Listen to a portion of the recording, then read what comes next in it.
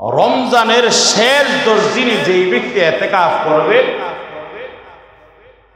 60 বছর নফল ইবাদত করলে যে সব তার চাইতে ডাবল সব আল্লাহ দান করবে।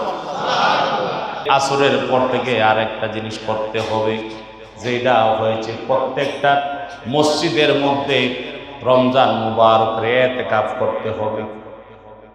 কি করতে হবে? ইতিকাফ।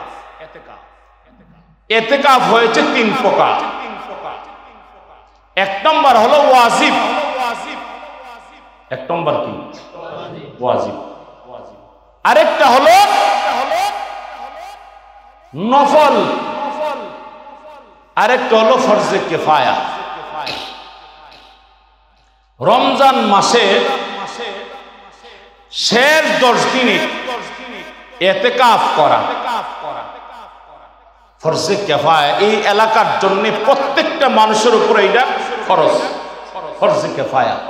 যদি এখান থেকে 2-5 জন মানুষ আদায় করে তার পক্ষ থেকে আদায় হয়ে যাবে। সুবহানাল্লাহ। আরেকটা হলো ওয়াজিব। ওয়াজিব হলো যে আল্লাহ আমি এমন একটা বিপদে আছি, যদি আমার এই বিপদটা থেকে আমি উদ্ধার হয়, এই বিপদ থেকে যদি আমাকে রক্ষা করো, এই রূপ থেকে যদি আমাকে হেফাজত করো, আমি 3 দিন ইতিকাফ করব মসজিদে।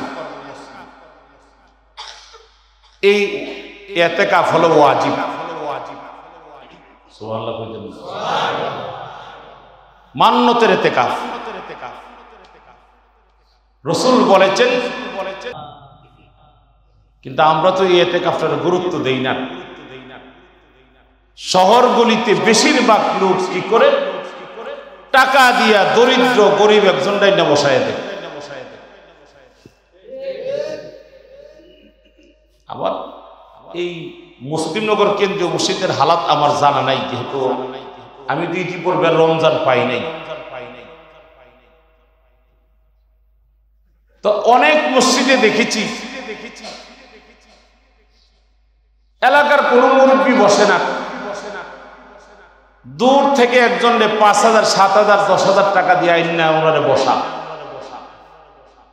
এটা সহি না।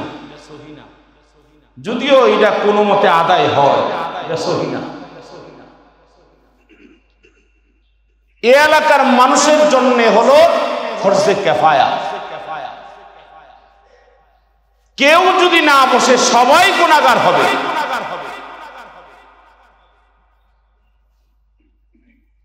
এখন এটা আপনি নির্ণয় করতে হবে, আমার মসজিদে কি আমি বসবো না আমি বরিশাল থেকে একজন লোক আইনা বসাবো। রাসূল বলেছেন, যেই ব্যক্তি ফাতাকিফুল মাসাজিদা, মসজিদের মধ্যে ইতিকাফ করলো, সে যেন আমি রাসূলের সঙ্গে জান্নাতে থাকি।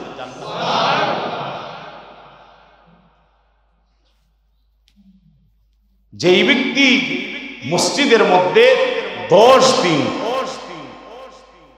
ইতিকাফের সহিত ইবাদতগুলি করলো, সে যেন আমি রাসূলের সঙ্গে জান্নাতের ভিতরে ইতিকাফ করব।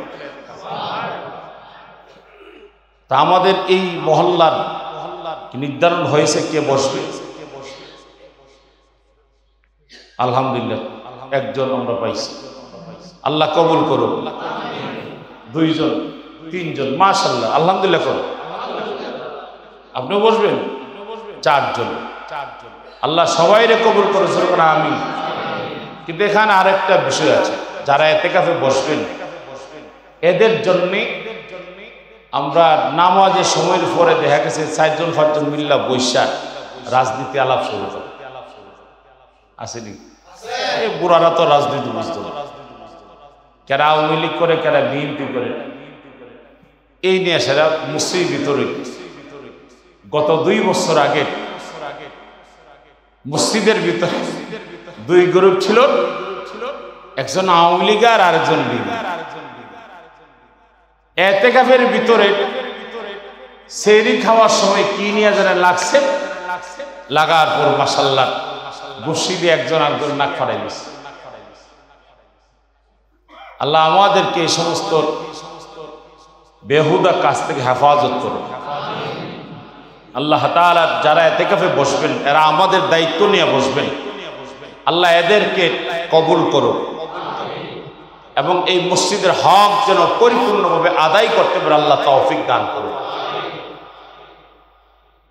যাই হোক, রমজান মাস আমরা দেখেছিলাম আগমন করেছে, কিন্তু আগমন করতে করতে এখন 3-10 মধ্যে 2 বিদায়, মাত্র 1 বাকি আছে।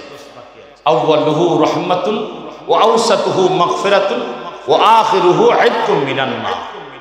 শেষ 10 দিন এখন বাকি আছে। রাসূল বলেছেন, কোন ব্যক্তি রমজান পাইয়া যদি রমজান মাসে তার জীবনের সমস্ত গুনাহগুলি ক্ষমা না করাইতে পারলো, মাফ না করাইতে পারলো, তার মতন কপাল পোড়া, তার মতন নাকান্দা আসমানের নিচে জমিনের উপর আরেকজন নাই।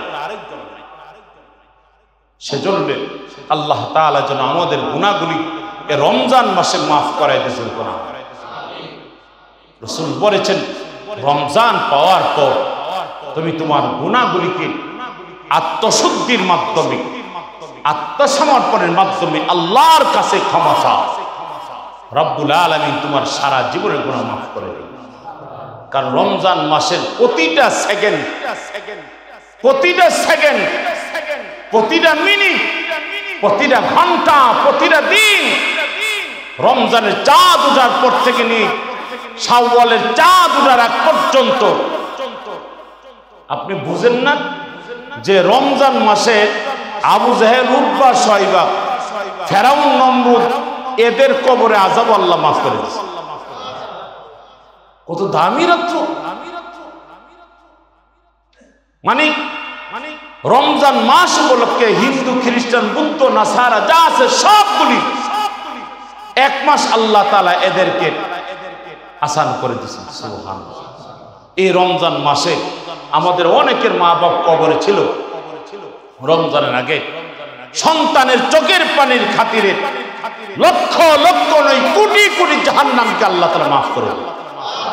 যদি আপনি রমজান মাসে আপনার মা বাবার জন্য বেশি করে কাটতে পারেন, আল্লাহ তাআলা আমাদের সবাইকে কবুল করুক। জোরে কোন আমিন, আরো জোরে কোন আমিন। সেজন্য ভাই গো, এই রমজান আমার আপনার জন্য জীবনের শেষ রমজান হতে পারে। মক্কা যখন ছিলাম এমন কোনো ওয়াক্তে ছিল না 10 জন 12 জন হাজির জানাজা পড়িনি। মদিনা যাওয়ার পরও 7 জন 8 জন জানাজা পড়েছি। তখন নিজে বলছি যে আল্লাহ, আমার জীবনের জন্য তো এই রমজানটা শেষ রমজান হতে পারে। আমি আগামী রমজান পাবো কি পাবো কোনো গ্যারান্টি নাই। আমাদের কাফেলার আমরা যেই বিল্ডিং এ ছিলাম মক্কা শরীফের মুন্সিয়া বাজার হিজরা মসজিদের পাশে আমাদের বিল্ডিং ছিল। আমাদের পাশের রুমের একজন হাজী সাহেব সেহরি খাইয়া শুইছে, ফজর নামাজ পড়ে সকাল 7টা বাজে কান্নার আওয়াজ আসতেছে। আমাদেরকে একজন এসে ডাক দিল যে হুজুর, আমাদের একজন হাজী সাহেব কথা বলতেছেন। গিয়ে দেখি ওই হাজী সাহেব দুনিয়ার জগৎ ছেড়ে আখিরাতের সফর শুরু করেছে।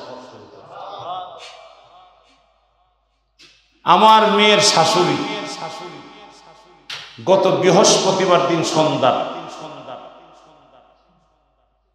সেও ইন্তেকাল করেছে। আমি এবং আমার ওয়াইফ, আমার মেয়ে আমার সাথে মক্কা। তো ভাই, বিষয় হলো এই রমজান তো আমার আপনার জন্য জীবনের শেষ রমজান হবে। আজকে আমি জুমা আদায় করছি, আগামী জুমা পড়তে পারবো কোন গ্যারান্টি আছে? বলেন গ্যারান্টি আছে? কিন্তু মানুষের মৃত্যুর গ্যারান্টি নাই। আমি আল্লাহর কাছে ক্ষমা পাবো কি পাবো না, এটার গ্যারান্টিটা আমার নিজে আল্লাহর কাছ থেকে আদায় করে নিতে হবে। কথা বলতে কি আল্লাহ তাআলা আমাদের সবাইকে কবুল করুন। Presents by Kuakata media centre. হক্কানি আলেমদের নিত্য নতুন ভিডিও পেতে আমাদের চ্যানেলটি সাবস্ক্রাইব করুন। কুয়াকাটা মিডিয়া সেন্টার, ইসলামিক বিনোদনের বিশ্বস্ত সঙ্গী।